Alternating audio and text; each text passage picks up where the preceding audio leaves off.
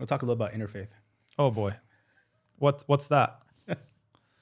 So interfaith has been a very took over our community a little bit post 9/11. I was one of those who was not very like a big fan of interfaith. I thought it was useless.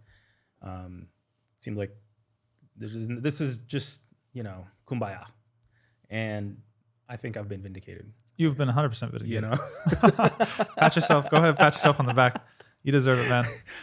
Actually, my father's the one who was kind of like, no, this is pointless, and we shouldn't be doing this. I'm like, no, Baba, it's a good idea. He's like, no, trust me, and he's right. So, thank you, Baba. MashaAllah. Alhamdulillah.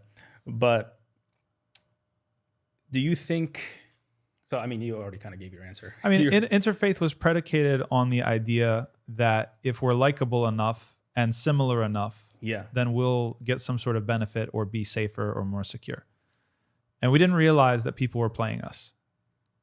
That the Zionists, especially the liberal Zionists, like who were the people that wanted to do interfaith with us? And I ask like communities that if they're sort of hesitant to my critiques, which by the way, like for the record, hot take, I think we should have a complete moratorium on interfaith. Whoa, all right, let's get into this. Let's do this. A complete moratorium on interfaith until we develop very strict protocols and principles for what to get ourselves involved in and what not to get ourselves involved in.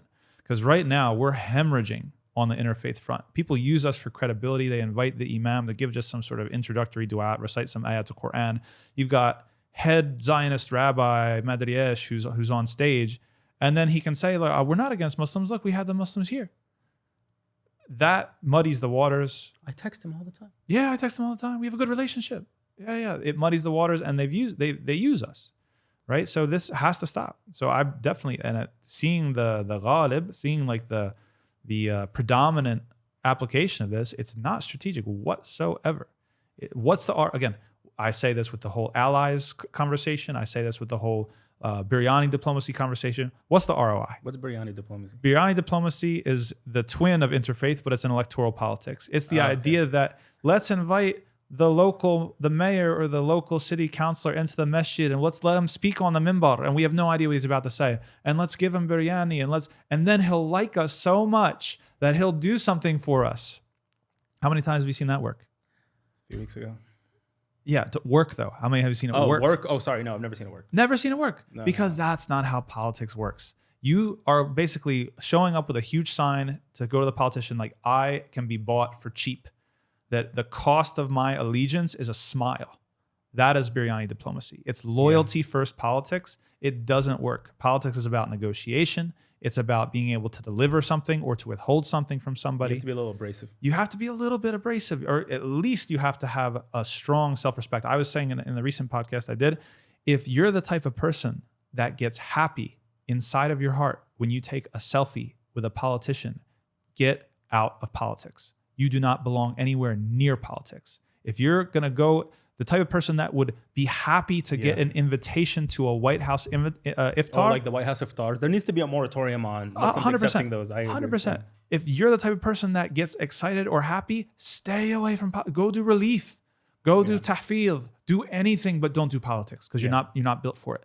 Right? In fact, Sulaiman... You're being used, actually. You're being used. Sulaiman said when Bilqis tried to send him a gift, بَلْ أَنْتُمْ بِهَدِيَتِكُمْ تَفْرَحُونَ. You guys are happy with gifts. This is them. This is blame. Like, this is not a self-respecting attitude, and you're just going to get played. And in fact, you have gotten played.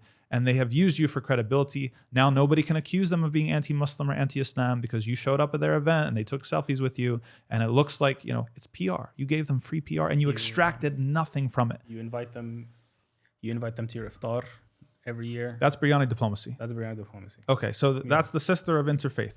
Yeah. Okay, where interfaith is this idea that we're going to show up. Now, again, I ask people, have you ever done quote unquote interfaith with ultra Orthodox Jews who think that Israel's haram in their Sharia? The answer is always no.